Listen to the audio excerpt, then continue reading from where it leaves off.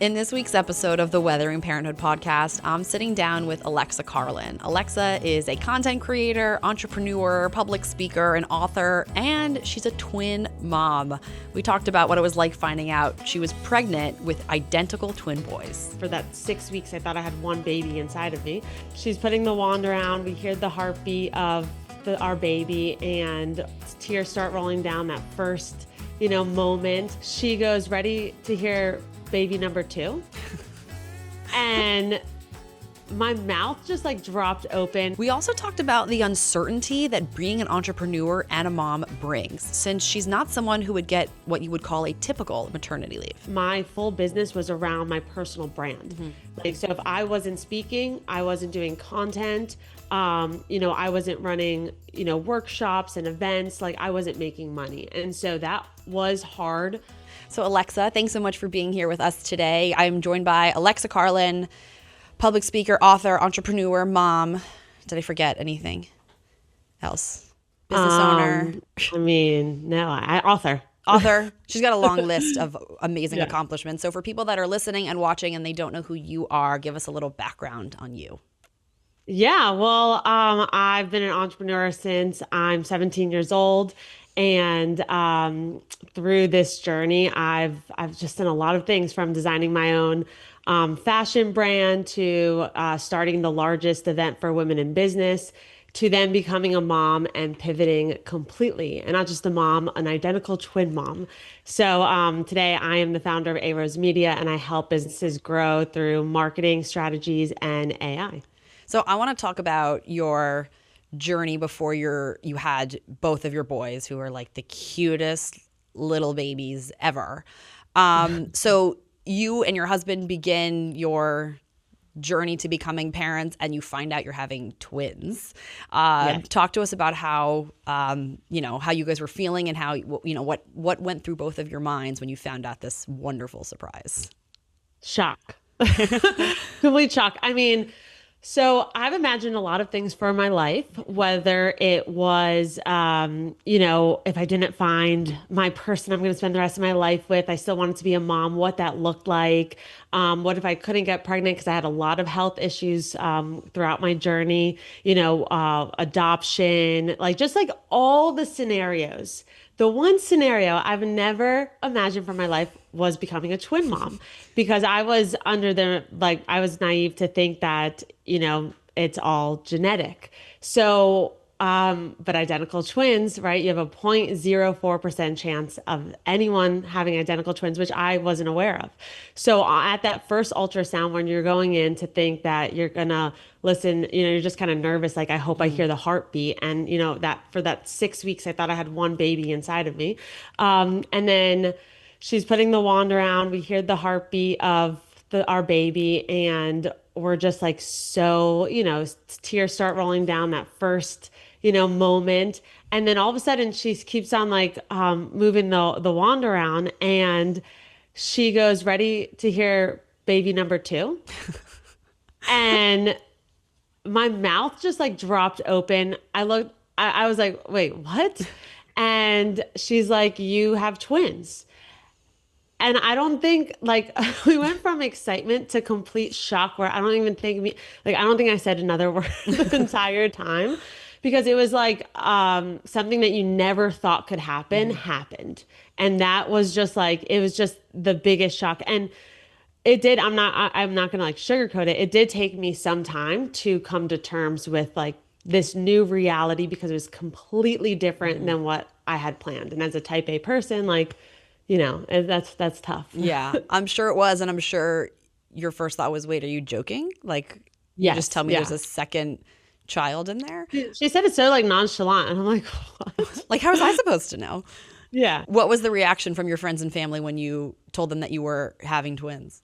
They thought we were playing an April Fool's joke on them, even though it was January. But they were just no way. And I remember I recorded everyone's reaction, but with my parents, we went over their house. They already knew we were pregnant, right? And so we wanted to show them the ultrasound pictures, and I'm showing them and letting them look at it. And then all of a sudden, you see 2 little dots. Yeah. And my mom goes, wait, what's that?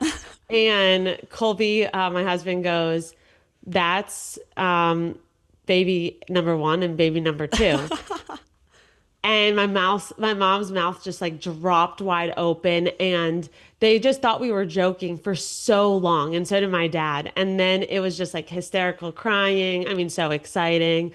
Like, and then same one with my in-laws. They just kept on saying, "You're lying. You're lying." Like nobody could believe it, right? Because it just was so just I don't know, different than what we could have thought. Yeah, full disclosure for everyone listening, when Alexa FaceTimed me, we know each other by the way. I Yes. cursed when she showed me her ultrasound. I was like, she's like, "Look, I'm pregnant." I'm like, "I think there's two in there. I've seen sonograms before." You were like the only one that noticed it right away. I think because maybe I had already had my first was already born, and so like we Yeah. had all of our photos. So I'm used to seeing like a sonogram of a baby, and I'm like, that doesn't look like the ones I have. That looks like double. I know. I remember your reaction. It I was recorded your reaction too. Yeah, I had to get bleeped out, but it was amazing. I was so excited. So I want to talk about you find out you're pregnant, and now you're going through the first trimester, which is hard for anybody. But there's two inside of you, sort of sucking away all of your energy. You're also dealing with an autoimmune condition, which I know was really tough. Talk to us about how that first trimester kind of went, and then take us through the rest of your pregnancy. It's very physically taxing having to carry two inside of you. Yeah, the first trimester was hard because I wasn't like that nauseous, or had like other, pregnancy symptoms that everyone said would be multiplied with twins. I actually had a very good, healthy pregnancy, but first trimester, I did end up getting a flare up with my autoimmune. So that was so challenging because not only physically did I not feel well at all, but also mentally, like your mindset is like, oh my gosh, are they okay? Because my autoimmune is everything with my gut. And so it's like all happening in my belly.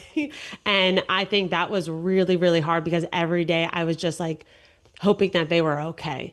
And but then thankfully I did get healthy starting in second trimester, and I had a really good pregnancy. I held them full term is 37 weeks for identical twins, and I ended up carrying over 12 pounds of baby. It's a So it lot. was really miserable towards the end. I just laid on my couch pretty much the last few weeks. Also, the one tough thing was I had to kind of stop. I was at the time just traveling a ton for my work with public speaking and being a content creator and working with brands. And I had to stop that like early second trimester because of the risk of going into labor really early. And so I felt very stuck in this like, little radius that I was able to stay in. But luckily I have family close by, so it helped. That's great. So I want to talk now, sort of leading up to delivery. I think a lot of maybe most women, their thought is, okay, I'm having my baby, in your case, babies, soon. I'm going to go on maternity leave, and then I'm going to go back to work. But that looks different for you because you're an entrepreneur. What was your mindset sort of going into your quote unquote maternity leave, knowing that you didn't necessarily have designated time off? It was something that you had to sort of take and stop working. Yeah, that was really hard also because my whole idea was that I had them in September, and I was like, okay, I'll have 3 months, the holidays and everything, and then I'll start getting back to work in January, and I have my mom to like help me.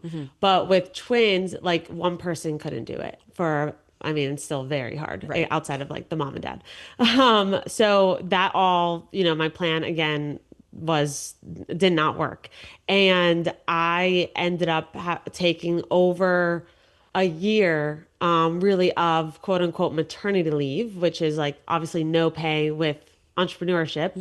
And that was hard because my full business was around my personal brand. Like so if I wasn't speaking, I wasn't doing content, I wasn't running, workshops and events, like I wasn't making money. And so that was hard mindset wise because I was so happy and so grateful that I had, twins and I was able to be with them.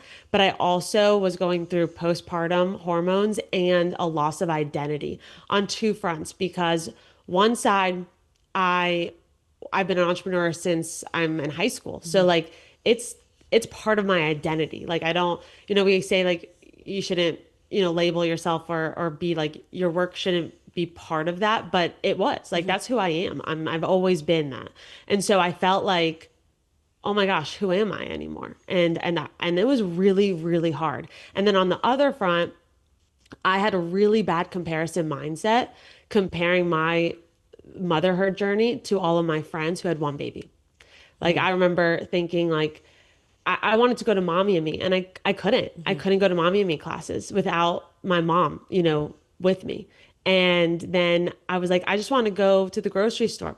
I couldn't. Like it was a whole production to do anything. And I was breastfeeding and it was it was really, really hard, that comparison mindset. Yeah, I'm sure. I mean, I had a singleton and then I had another son. But, yeah, if I wanted to go somewhere, it was get in the car, let's go. I'll stick you in the stroller or I'll wear you and that's it. But yeah, maybe Yeah, I others couldn't don't. hold both of them like in the car seat. I had to take out like multiple pieces in my double stroller. I couldn't just like even when they got to the point where you could just carry them, like I couldn't carry them in like before they could walk. Like it was just so hard. Like even going to the grocery store when I felt finally confident enough, which took a very long time, like 8 months maybe. I had to get like someone that I saw working at the grocery store to come help me to bring me a bigger cart. Like it was just it was very, very hard. And I'm sure And challenges that you didn't it think still about. is, but it's easier now that they can walk and that I'm more confident too with it. But those two things were extremely hard. And then finally when I started to figure out like what this looks like and come to terms with like this new reality, then I was able to start taking action to make myself feel better, personally, outside of just like feeling stuck. Yeah. I want to talk about during your early days when you had both of them. We spoke about this a little bit, kind of like when you were in the thick of it. And I think this would help a lot of women. And I remember what you said, but I'm going to let you say it. You were nursing both of them and pumping constantly for both of them.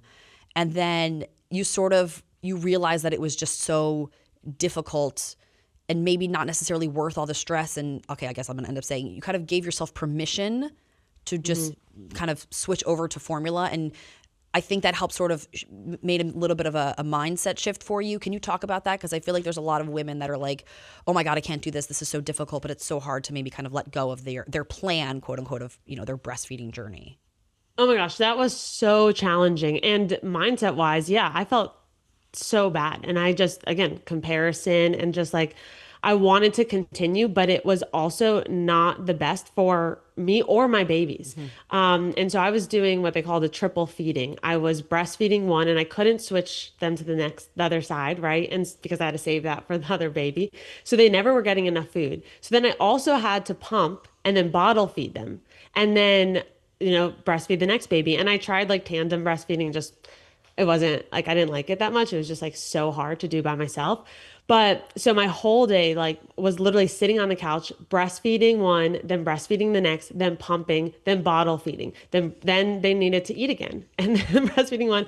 And then when I went out, like if I wanted to go to the mall, like the whole time was just like in the bathroom or in like the Nordstrom's dressing room area where like I was just sitting there and breastfeeding. Like I couldn't breastfeed both when I was out in public because you're like completely naked when you do that.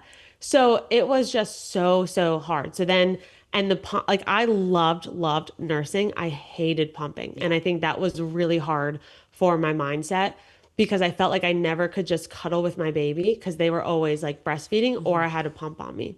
And I did it exclusively for around 4 months. And then and everyone was pushing like it's not necessary. Like you can, incorporate formula. It's okay. And I don't know why it was so hard to give myself permission. But when I did, like my babies were happier. They weren't crying because they were always trying to get more food or like then, my supply was so much that sometimes it would come out too fast for them. Like it wasn't working for everyone involved.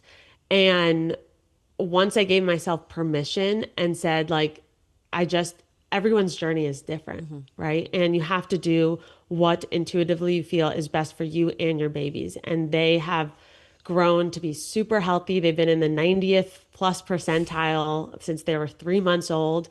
And I don't like how there's this like stigma around the decisions that we make for our family. And I think the moment you stop listening to everyone else and you start listening to yourself is the moment you become the best mom for your babies.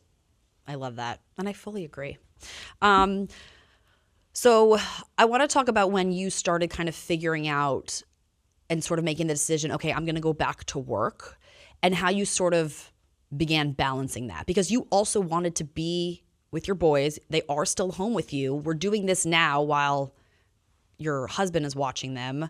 How did you kind of Yes. make that that decision? All right, I'm going to start going back to work, and this is what our schedule is going to look like.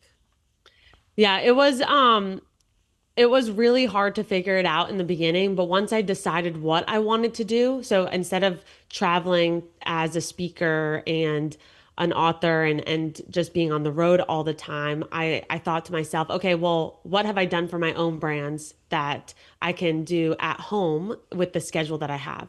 And so I basically did everything that I've done for my own brands throughout the last decade. I was like, oh, I can help other businesses do this and I can do it right from my home. And so I started a.rose Media, which is a marketing agency. And I got one client, and I was like, my goal was just to get one client by the end of the year. It was around their first birthday that I started this business. I ended up getting one client right away and like three clients by the end of the year. So then I was like, okay, if I want to continue this, I do need help. And so I did. So in January, we found a part-time nanny that helped a lot. And it was only like 3 days a week, 4 hours a day. And then that helped me start getting the business going. And the boys were still home with me. I always made sure to like put them down for a nap.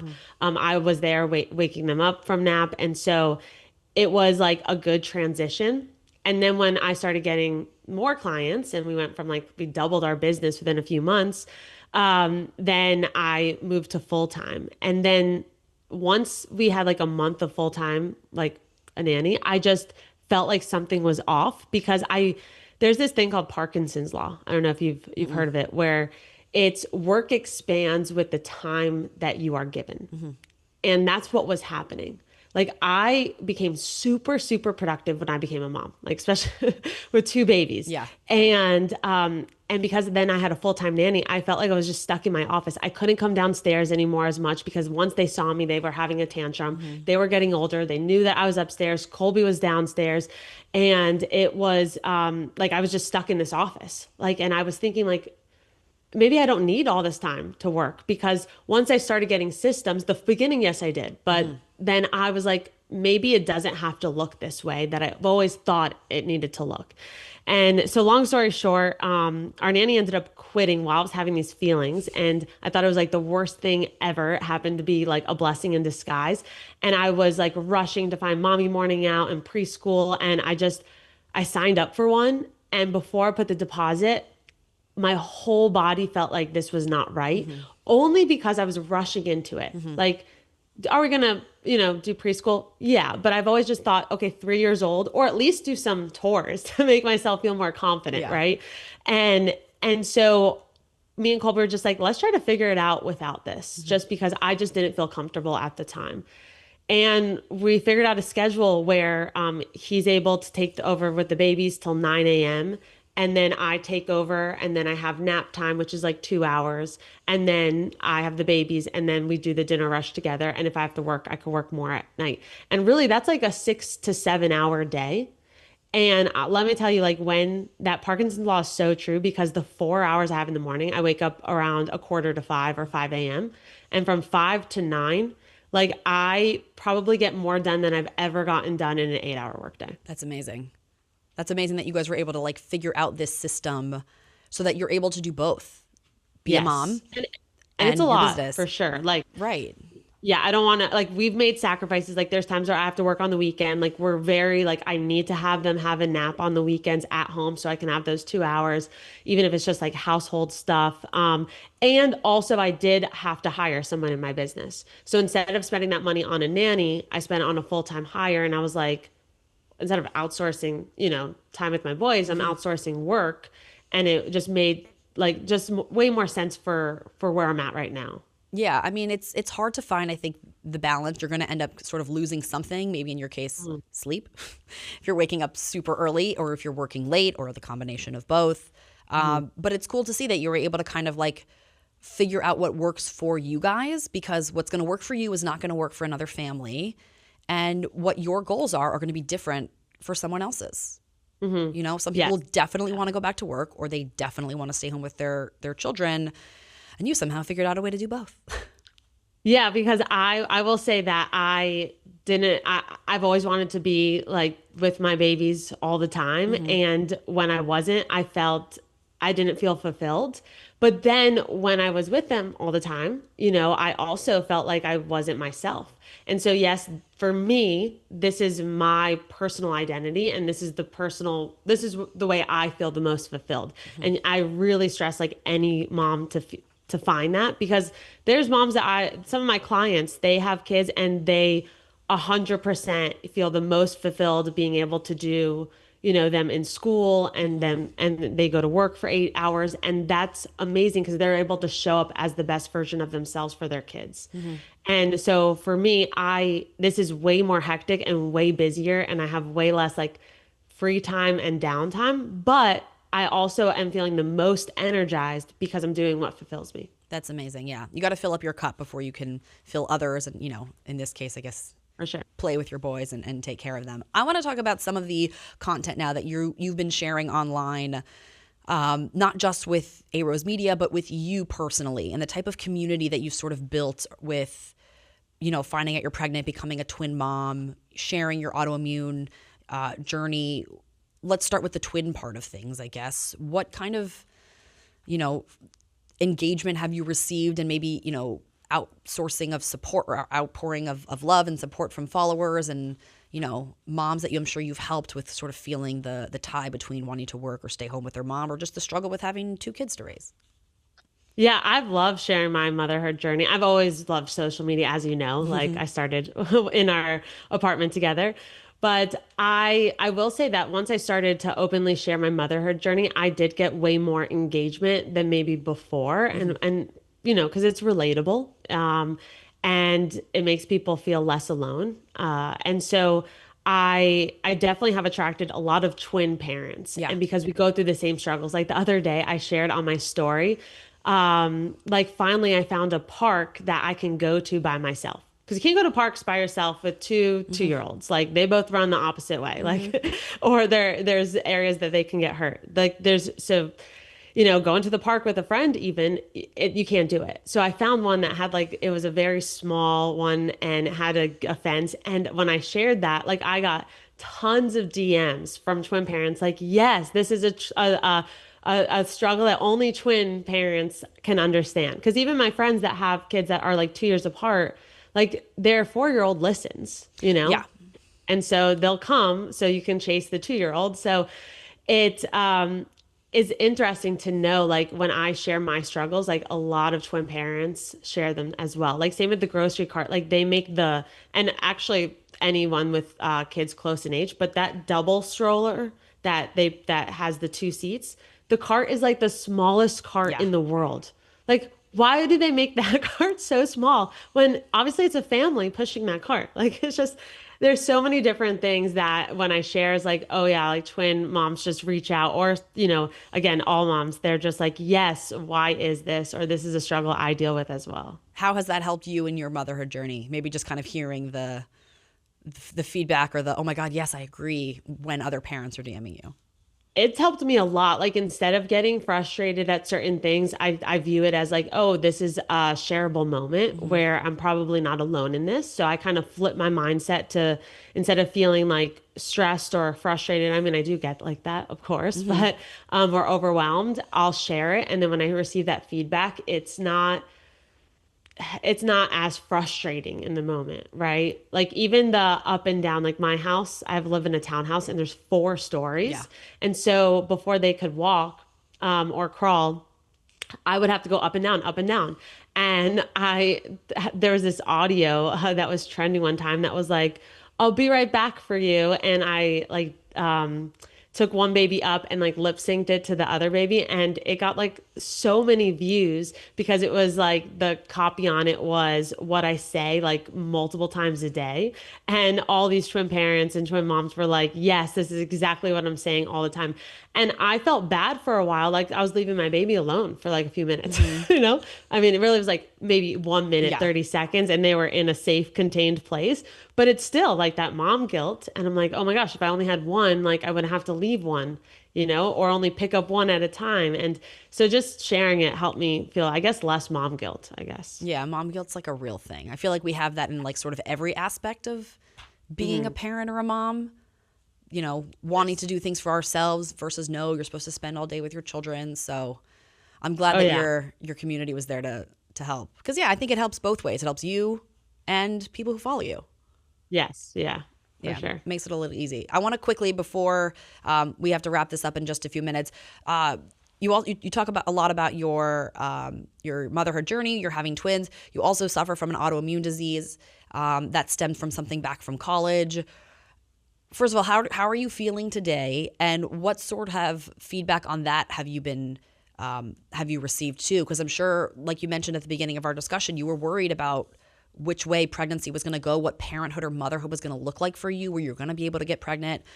Talk about how that's kind of impacted you. Yeah, so when I was 21, I had this crazy near-death experience that my body went into septic shock and I was in a coma for a period of time, given a 1% chance to live. And that changed my entire life. From that, I had multiple health challenges, got diagnosed with a chronic debilitating autoimmune disease that was the hardest thing to live with. And I say hardest because I've been healthy for the last like 4 or 5 years. Sure, there are days, and I'm still on an infusion every 6 weeks. I can't get off of it because one, I don't want to be sick again, and Hmm. two, I'm nervous to what may happen if I do. But um, it's it was just like so challenging, but I did turn this obstacle into an opportunity, and that's what led me to public speaking Hmm. and sharing my story vulnerably and authentically. So I do find like the light in the darkness, and so I can't say it was the worst thing because it really just it led me to like this beautiful career and inspiring people. But through that, my doctors always did say, like, you may have trouble getting pregnant. Hmm. So after me and my husband got married and we wanted to start trying for a family, like my doctor said that it could take 6 months to a year. And if you're not pregnant within 6 months, we'll start to look at different options. And so we started probably earlier than we thought. I mean, we got married in May and we started trying in maybe October, November Hmm. of that year. And that was only because if it was going to take 6 months, like why not start trying? Hmm. And we ended up getting pregnant right away. Like, I mean, we were pregnant in December. That's amazing. And it was amazing. It was a beautiful blessing, a beautiful surprise, and not only one baby, like two babies. And I am so grateful. But it definitely was hard because I don't know if we were completely ready, mindset wise. And then also there were friendships that it hurt because of plans. And it was hard because I mean, it's never like quote unquote the right time. Yeah. If you want to start a family, you start a family. And if it's a surprise, I just believe it's meant to be. And so while there was like factors that made it challenging, like a lot of factors, it was meant to be. And I'm just so grateful because like Charlie and Jackson are like my whole heart. And I just, I always think about like if we didn't get pregnant then, we probably would have not had twins. Like, it's Hmm. just like a 0.04% chance. That's insane. Yeah. And so it couldn't have happened in the most perfect time, even though it wasn't the perfect time. Yeah. And twins don't run in your family. Like No, not at all. on no side, nowhere. No, no twins in my family. That's amazing. Yeah, I mean that was the egg that decided to split, or Yeah. the And the another speck. hard part talking about that is like the medical world is very like uneducated about twins. Yeah. Like and that's a lot to say, but there was multiple nurses and even doctors who would ask if it ran in my family. Identical twins are not genetic, only fraternal twins, because fraternal is when you drop two eggs Right. because of a gene that you have. Identical is just one egg splits really early on. So it's one egg, one sperm. And then I had multiple nurses or doctors ask my husband, does it run in your family? Like it has nothing to do with the male. Like it's only the woman that would determine if you have twins. So it was so bizarre. And actually, one of my friends in my neighborhood, she just had identical twin girls. Oh, wow. And yeah, so we have another one in the group, which is amazing. And there's been like a lot more of like identical twins being born. So I'm not sure what's causing that. But she experienced the same thing. Like the medical community just made it where you have to do your own research and try to figure it out because there was so much misinformation. Did you feel like, I know you had like multiple doctors that you had to go to too. Did that get overwhelming at any point? So overwhelming. Like I had to go to an MFM. And so the good part about it is I have pictures of like every stage of my baby's growing because they would like give us like a ton of pictures from the ultrasounds and stuff. But it was just like nonstop doctors. I mean, got to a point where I was going to a doctor every 2 weeks. And that was early on Aye. too, like second trimester starting. And then, of course, there was a risk of twin to twin transfusion. So it was just a high risk pregnancy. And I've already been through my share of like high risk medical things. So, of course, it caused stress versus all excitement. And there was a point where we went to the MFM and we had a slight level of twin to twin, which is basically one twin is taking more blood supply than the other twin, and it could end up, really bad.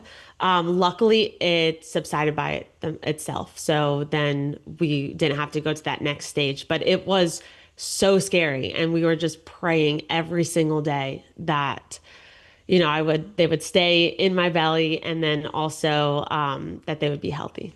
And that's because they're identical. And I don't know the term, mono die, mono something, like Yes. they Yeah. shared 1%, right? Is that how? Correct. Yeah. So I had mono die twins, which mono is the rarest and the riskiest. Mono die is the second riskiest, from my knowledge. But it's basically where they have one placenta, but they have two sacs. Okay. And so sharing a placenta, there's a lot of risks to that, like, the blood supply and all that. And then also, I was scheduled to have an induction when I didn't go into natural labor, and they said it's fine as long as my both twins were head down. My doctor was like, I can deliver, vaginally. And so I went in for a scheduled induction, and then my MFM, like 5 days before that, said they're both head down and there's no way that they can turn around because there's not enough room. So you're good. You're good for an induction. And I was like, that's amazing. And because that's, what I wanted, my plan. And then right before they're about to give me the Pitocin, my doctor checks, how the babies look.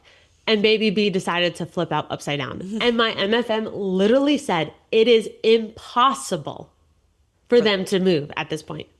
So there you go, like, misinformation, because your hopes are up, and then all of a Yeah. sudden that happens in the hospital.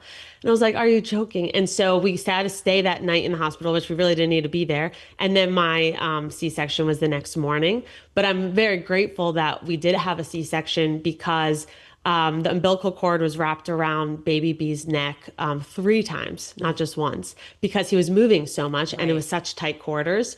And so he came out not crying. I couldn't see him for a while. They brought Jackson out, and I was just like so nervous. And then finally, thankfully, like Charlie was okay. But that just again goes back to the point, and this is what I told my friend who was pregnant with twins and also wanted an induction, that I said, like, whatever happens is going to, like, it's meant to be, right? Because we want, a certain way of doing things, but also, like, at the end of the day, like, whatever is going to deliver these babies to make sure that they're safe and healthy is, like, what's needed. But that was my idea, is like, if both babies were head down, I would have an induction. If one was breached, then I was going to have a C-section. So it ended up that route. But again, like, it was just nothing went as planned. Put it that way, like nothing. When it comes to parenthood, I think nothing ever goes Yeah, as planned, no that's true. matter how much we try to make it That's another as thing. Like I had all perfect. these like expectations of like, I'm a content creator and I love taking so many pictures, Yeah. as you know, like since college. Yeah. Like I would go around with my little digital camera before the iPhone and like take a million pictures of just going out to a bar with you. I'm the same person. And so I had like all these cute pick outfits and then I was gonna dress them the same, just like I still do today. And I didn't take into account of all the blowouts. It's disgusting. And all of a sudden, like I had a lot of family here to help the first few weeks, and I had them in an outfit, and then I would come like literally go to the bathroom and come out of the bathroom, and one of them was changed in a different outfit because there was a blowout. And I'm like, oh my goodness, like they were never matching and they were never in like an outfit that I wanted them to be in. And I just did not think about that at all. And it was such a big thing because I just felt like, again, nothing was as planned. And you see all these cute, cute photos of like babies and Hmm. infants on social media of like moms just taking them. And I was like, yeah, if you have one baby, you could just change it into a different outfit. Right. But like to change two babies, it's just like you're already You exhausted. had a Like I wasn't about to system. do that. Yeah, you Yeah. had a system. Yeah, match them as long as you can while they'll still let you. Oh yeah, I am. As soon as they have their own opinion, of course, like you can wear what you want to wear. But until they do, like I'm matching them. I support that. We'll post all your like information at the show notes. Go follow Alexa. Her kids are like the cutest things in the entire world. Oh, I thank you. want to end. We end each episode with a sun and a storm. So it's your high and your low for the week in any aspect of your life. I tend to make it about parenthood. So let your brain start spinning and I'll share mine first and then you'll share yours with us after. I'm going to start with my storm. My youngest was sick for the entire week. This all of last week at the time we were recording this. He was like constantly asleep. He's the happiest little baby in the entire world and he was like stuffy and just not feeling well and had a fever for a couple of days and he was like he like was barely eating. It was just like sad to see them like sick. Like you want to help them and there's really nothing you can do except cuddle them. Like the worst. It's just so Yeah. sad to see. So that was my storm. And my son was that he finally got better by this past weekend. He was like smiling and clapping and eating again. And it was just like so nice to finally see him like he's back. He's back to his happy little adorable self. So it always kind of ruins work plans or outings and things like that. So those were our highs and lows for the week. Yeah, well, I'm glad he's doing better. Thank you. It is like such a helpless feeling when your Yeah. baby's sick. It's like the worst. And for us, it always just happens around the time when we're going to go on vacation, which makes it like even worse. Oh, yeah. But yeah, my storm is that my baby's around 2 years old. They turned two in September. They started going through a sleep regression, and we bring them into our bed because they will not go down. Like if they are very stubborn. They have my personality along with my husband's, where we like when we want something, we want Hmm. we try to get it. And they just the easiest thing is just to bring them in our bed. And now they're at a point where like if one wakes up, both wake up, which wasn't the case when they were younger. And so we're all four sleeping in the bed, which now turned into not just a sleep regression, but a habit. Oh, no. Uh-huh. So they're waking up in the middle of the night every night. And it's really hard when I'm trying to wake up at 5 a.m. or like there's just not enough room in a king size bed for all four of us because my babies just like decide to like sleep perpendicular. And also they kick. And so we were on vacation like last week and I'm literally like dead sleep and I just wake up because I get punched in the face. Yeah. They're just, and so that I love cuddling with them. And it's like if I could just have an hour of sleeping with them, it'd be amazing. But the whole night, and now that it's a habit, is really hard. So I'm trying to figure out how we could break that. So that I would say like is our storm right now is a sleep regression turned into a habit of waking up and not getting that much sleep. And then our son is that Charlie was born with a small VSD, which is a little baby hole in his heart. And they said it would go away on its own within the first year of life, which it didn't. So we were always kind of like, it was a nervous thing. And the doctor was like, "We'll just keep an eye on it. It's okay for right now." And so we just had his 2-year-old checkup, and it's completely closed up. That's So, amazing. yeah, that's definitely our son of the week that he doesn't have a VSD anymore. I love that. That's so incredible. Alexa, thank Yes. you so much for being here with us today. We're going to link all of your stuff at the bottom in our show notes. Again, we so appreciate your time. That was a really fun conversation with Alexa. I loved being able to dive into the details of her very complicated schedule, but how she's able to make it work for her so that she's able to be a very present parent for her boys while also being able to run her businesses as she wants to. We'll see you next week for another episode of the Weathering Parenthood podcast. Thanks for watching. And remember, rain or shine, we're all under the same sky.